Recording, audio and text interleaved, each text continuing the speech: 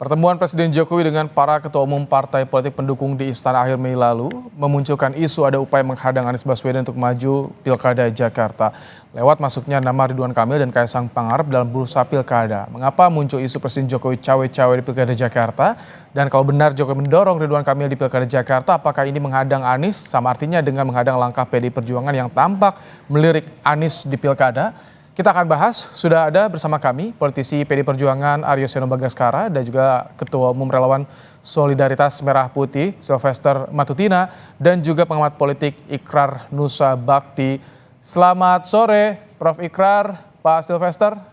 Selamat sore Bung Ibrahim. Ini kita masih menunggu juga bergabungnya Seno Bagaskara. Prof. Ikrar, kalau Anda lihat,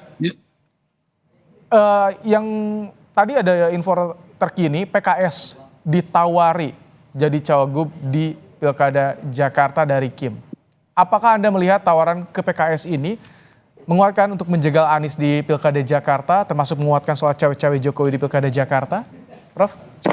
Ya, saya tidak tahu persis ya apakah PKS akan menerima atau tidak ya. Tapi yang jelas Presiden Jokowi memang memiliki suatu kepentingan khusus ya untuk calon dari Kim ya, Koalisi Indonesia Maju bisa memenangi Pilkada Jakarta ya.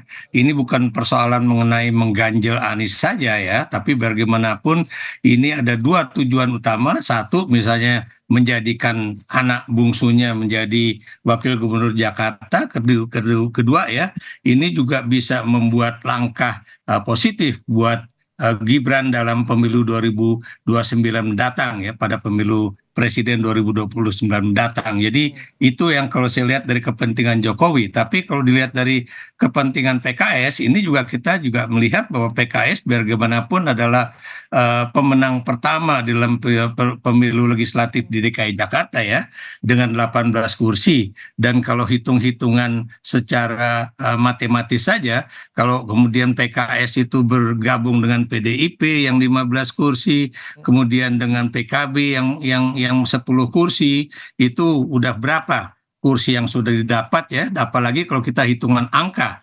Karena biar bagaimanapun Anies di dalam pemilu presiden kemarin itu memperoleh suara 2 juta lebih ya. Itu hanya berbeda sedikit dengan pasangan Prabowo Gibran gitu kan. Jadi kalau di sini misalnya digabungkan antara hasil pileg dengan hasil pemilu presiden kemarin, sebetulnya langkah Anies akan jauh lebih mudah apabila kemudian PKS juga tetap bergabung dengan memajukan Anies menjadi calon gubernur DKJ ya, daerah khusus Jakarta nantinya. Ini salah satu partai yang mulai melirik Anies Baswedan adalah PDI Perjuangan. Mas Seno, bagaimana Anda melihat ini ketika PDIP masih menimbang-nimbang Anies Baswedan, tapi PKS yang sebelumnya yakin ternyata digoda oleh Kim. Bagaimana PDIP melihat? Ya, baik, terima kasih. Pada dasarnya prinsip kami di PDI Perjuangan tetap sama. Terkait dengan pilkada di daerah manapun ada berbagai variabel yang kami pertimbangkan. Bahwa persoalan elektoral menjadi penting, iya, sebagai modal awal. Dan secara saintifik, metodenya adalah menggunakan survei, polling, dan seterusnya. Dan di dalam survei tersebut, nama Mas Anies menjadi salah satu yang merajai, itu adalah sebuah fakta yang tidak bisa kita tutup mata. Di sisi yang lain juga kemudian saat bicara tentang hasil Pilpres yang lalu, suaranya juga tidak terpaut cukup jauh. Hanya beda 1% kalau nggak salah dengan pemenang Pilpres di DKI Jakarta. Pak Prabowo 42, Mas Anies 41. Tentu secara fakta ini menjadi sesuatu yang menarik secara elektoral. Tetapi kita juga mempelajari bagaimana secara historis Mas Anies pernah punya pengalaman kompetisi pilgub yang sangat keras dengan kami di tahun 2017-2018 yang lalu. Dan sampai hari ini pun itu menyisakan basis pendukung fanatik yang sangat kuat di masing-masing kubu, baik kubu Mas Anies maupun di kubu PDI Perjuangan. Semua itu menjadi variabel kami. Nah, menjadi menarik pada saat akhir-akhir ini yang kami dengar, malah yang getol muncul secara dinamika politik adalah perwujudan atau upaya mewujudkan pasangan Anies Kaisang misalnya. Yang itu kemudian tentu menjadi semakin menarik. Dengan PDI Perjuangan saja menarik meskipun ada rasionalisasi Pilpres gitu ya. Artinya kekuatan kritis atas pemerintah itu disimbolkan melalui Mas Anies, melalui PDI Perjuangan. lalu ada rasionalisasi itu sebelum langkah ke Pilgub, kemudian muncul isu lain yang lebih menarik gitu, Anies Kaisang. Rasionalisasinya di mana ini? Buat kami ini menjadi sesuatu yang tentu sedang kami cermati dan kami sedang pelajari, karena tentu saja Jakarta ini tempat yang sangat penting. Oke, baik. Nah, kalau Anda, Pak Sylvester, melihatnya bagaimana ketika tadi ada Prof. Ikrar yang menyinggung ini ada kepentingan khusus dari Jokowi di Pilkada Jakarta ini, Pak Sylvester? Ya, itu mohon maaf, Prof itu terlalu jauh ya, fantasinya terlalu jauh sekali. Jadi kalau kita cermati, kita tarik ke belakangnya, bahwa dulu juga ada isu menjegal Pak Anies ya sebagai capres, dan ternyata tidak terbukti. Akhirnya Pak Anies itu bisa melenggang melawan Pak Prabowo Mas Gibran dan juga Pak Ganjar Mahfud MD. Jadi sama sekali itu tidak benar kalau ada ganjel mengganjel itu. Memang kan yang akan menjadi pendukung dan pengusung itu adalah partai politik, bukan Pak Jokowi ya. Jadi saya pikir itu satu hal yang kita tidak mempunyai bukti dan juga alasan yang akurat bahwa Pak Jokowi mengganjal Anies itu apa gitu loh. Tapi memang dasarnya kita di tim kampanye nasional Prabowo Gibran dan juga Koalisi Indonesia Maju ataupun relawan, kita pastinya akan mendukung yang sevisi dan misi dengan Prabowo Gibran gitu loh. Tapi bisa ya untuk kalau Jokowi bisa juga ikut andil dalam menentukan siapa yang akan maju di Jakarta sesuai dengan pertemuan ketum parpol di akhir Mei lalu ya, Pak Sylvester? Kan itu pastinya para ketum partai yang mengusulkan ataupun berwacana itu, bukan Pak Jokowi yang memerintah. Belum pernah ada loh. Bukti-bukti Pak Jokowi cawe dan mengintervensi itu nggak pernah ada sampai selama ini. Semua hanya tuduhan dan opini yang jelek yang dibikin baik oleh pengamat politik maupun orang-orang yang takut bersaing dengan Prabowo Gibran kemarinnya. Dan Mas Gibran itu kalau kita tahu itu untuk dia di MK itu udah 6 bulan sebelum penetapan. Jadi Gibran itu pilihan terakhir. Ini saya mau kasih tahu kepada seluruh rakyat Indonesia, jangan percaya opini-opini dari pengamat politik ataupun partai-partai yang memang tidak ingat akan sejarah atau historinya. Ya kita lihat kan kemarin juga ada yang mengatakan bahwa itu ada dari Henry Satrio ya kan mengatakan bahwa itu penjagalan oleh Pak Jokowi. Penjagalan apa? Henry Satrio ini kan pendukungnya Anies. Memang masing-masing orang ini mencoba menjadi seolah-olah Anies ini dizolimin supaya naik elektabilitasnya kan. Dan menurut kami bukan politik yang baik buat bangsa kita ya. Jadi kembali lagi opini itu harus berdasarkan sejarah, fakta, data yang akurat. Jangan membuat opini yang akhirnya hanya menjelekkan atau memfitnah orang. Baik, itu perspektifnya. Kita juga akan bahas nanti Prof. Ikrar bagaimana daya tawar PKS ini ketika sudah mulai digoda oleh Kim, dan juga bagaimana sih keseriusan PDIP untuk mengusung sosok Anies Baswedan di Pilkada Jakarta. Usai jeda kita akan bahas, tetap bersama kami di Kompas Petang, saudara.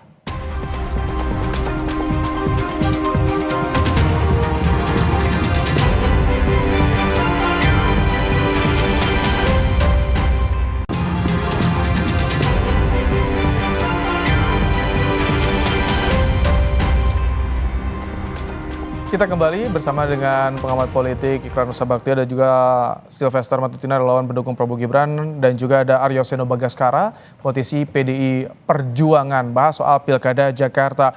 Prof. Ikrar, kalau Anda lihat daya tawar PKS ini bagaimana sih kalau nanti PKS gabung ke Kim, termasuk di Jakarta, di Pilkada Jakarta, siapa nanti yang akan ditinggal?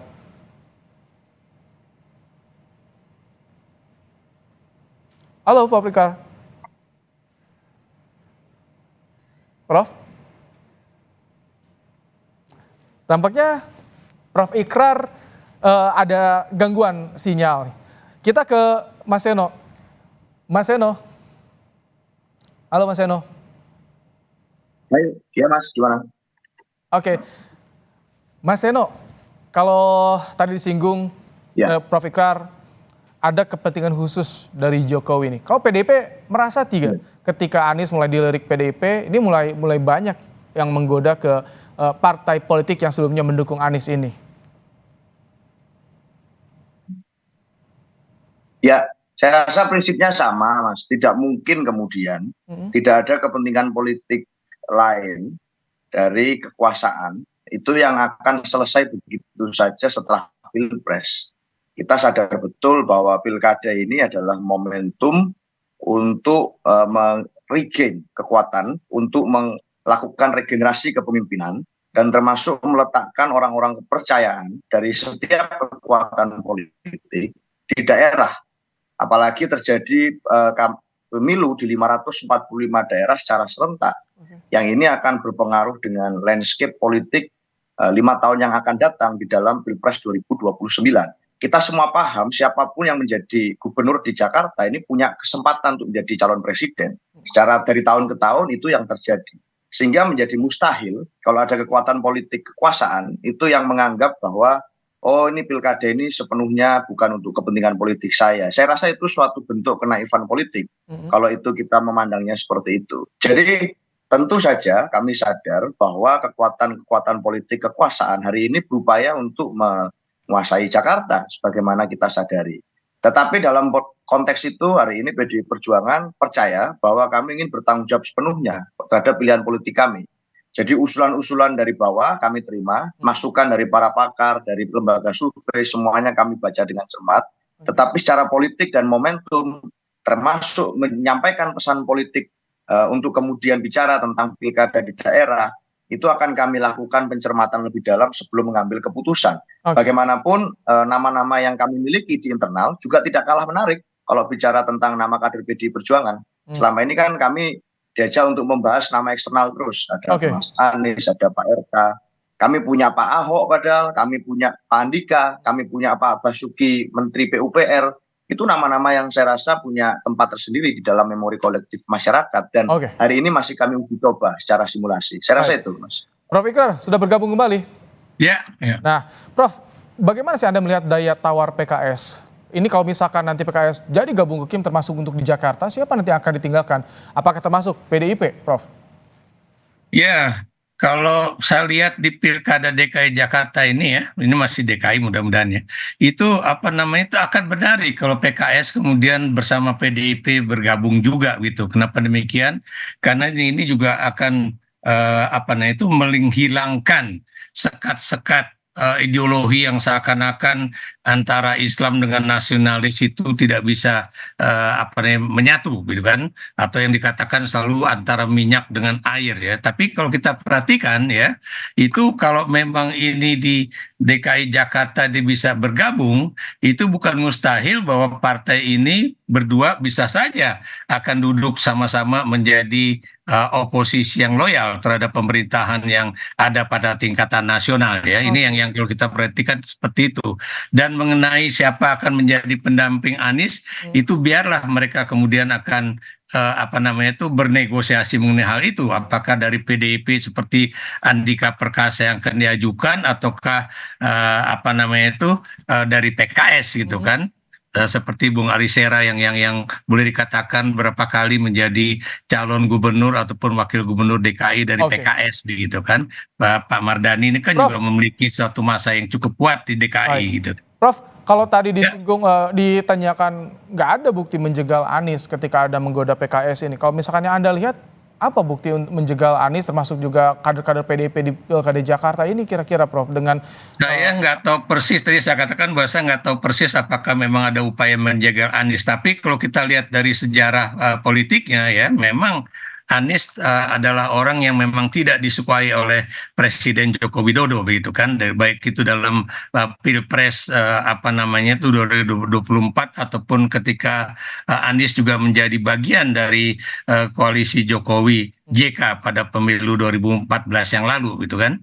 Nah, kita juga lihat bahwa biar bagaimanapun ya, Anies itu memegang sosok posisi yang sangat penting karena dari sisi elektabilitas, dari sisi dukungan ya, baik itu dari tingkat masyarakat atau partai politik, itu Anies masih menjadi sosok yang boleh dikatakan nomor satu lah untuk pilkada DKJ ataupun DKI jadi, Jakarta Prof, ini. ketika Anies jadi antitesanya Jokowi, itu yang dimanfaatkan oleh PDIP, kesannya yang Anda baca saat ini seperti itu?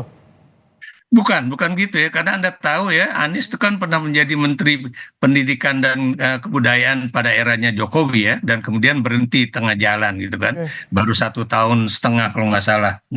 Dan kemudian ya, ketika akan menjadi apa itu dalam pilkada DKI ya 2017 yang lalu memang ada suatu problem besar ya Oke. antara Ahok dengan Anies misalnya ya. Tapi Anda juga tahu Ahok sudah mengungkapkan bahwa itu bukan persoalan pribadi antara dia dengan Oke. apa Anies ya, tapi juga ada tangan-tangan Jokowi di situ yang kemudian akhirnya Anies bisa memenangi pilkada DKI pada saat itu ya, dan Ahok kemudian akhirnya masuk penjara begitu kan. Oke, baik. Sebelum ke Mas Seno, saya ingin ke Pak Silvester. Pak Silvester, kalau melihat sekarang dinamika yang terjadi di Jakarta, mungkin nggak ini nanti keputusan akhir ada di tangan Jokowi soal siapa yang akan maju pilkada Jakarta menurut Anda nih? Walaupun tentu ada dari parpol juga usulan-usulannya. Ya, saya pikir bukan Pak Jokowi ya.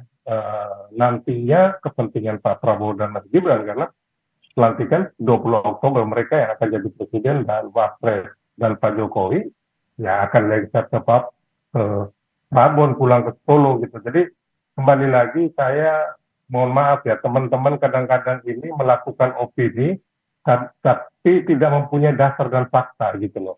Mulai dari yang saya bilang tadi Prof juga udah bilang bahwa tidak ada bukti gitu loh menjegal Anies. Memang nggak ada gitu loh, ya kan? Memang nggak ada bukti dan fakta gitu. Jadi memang ini bisa-bisanya timnya Anies, ya kayak Hendy Satria kalau nggak salah itu, yang mengatakan bahwa Pak Jokowi menjegal Anies gitu loh. Itu dasarnya dari mana?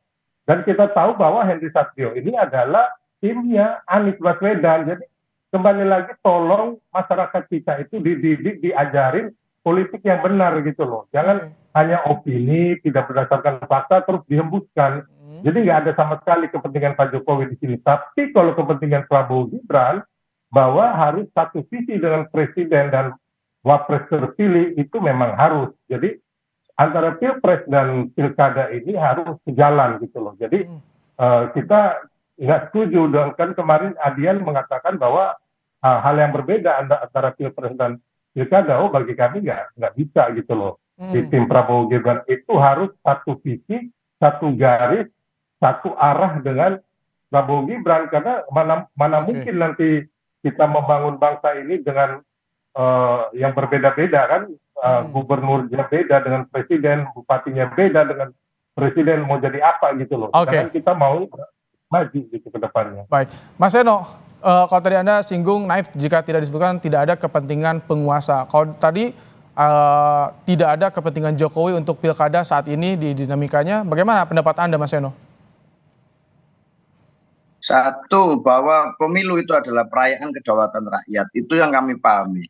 Artinya logika apapun yang terjadi di antara para penguasa, partai politik, itu memungkinkan, buat kami memungkinkan terjadi perbedaan-perbedaan antara yang apa yang menjadi hasil di Pilpres dan apa yang jadi di Pilkada. Bahwa kita melihat pada waktu 2018 Pak Anies Baswedan dapat menjadi Gubernur DKI Jakarta di situasi di mana pada waktu itu kepentingan kekuasaan tidak berpihak pada Pak Anies. Tapi juga itu mampu untuk dilakukan. Di kabupaten kota yang lain pun banyak pengalaman-pengalaman best practices di mana calon-calon yang dianggap sebagai kekuatan di luar pemerintahan, kekuatan kritis, kekuatan oposisi, bahkan independen tanpa partai politik, mampu kemudian mendapatkan kekuasaan apabila diinginkan oleh rakyat untuk menjadi bagian dari wali kota, bupati, gubernur, dan seterusnya. Sehingga apa yang menjadi logika di dalam Pilpres, buat kami tentu saja berbeda dengan logika pilkada. Paling sederhana bagaimana? Komposisi kekuatan partai politik di dalam Pilpres yang bekerja sama secara politik belum tentu sama persis 100% dengan peta kerjasama politik atau bahasa sederhananya koalisi partai politik yang terjadi di daerah-daerah, bisa saja berbeda. Maka logika ini kami sadari betul. Apa yang jadi di Pilpres kemarin belum tentu harus di copy paste terjadi di pilkada, termasuk di pilkada DKI. Hari ini pun itulah kenapa kami membuka ruang siapapun bisa kemudian masuk di dalam radar calon-calon yang akan kami usung, termasuk Pak Anies Baswedan, termasuk kemudian bahkan Pak Ridwan Kamil. Nama-nama internal kami pun juga sedang godok untuk kami tingkatkan elektabilitasnya di mata masyarakat.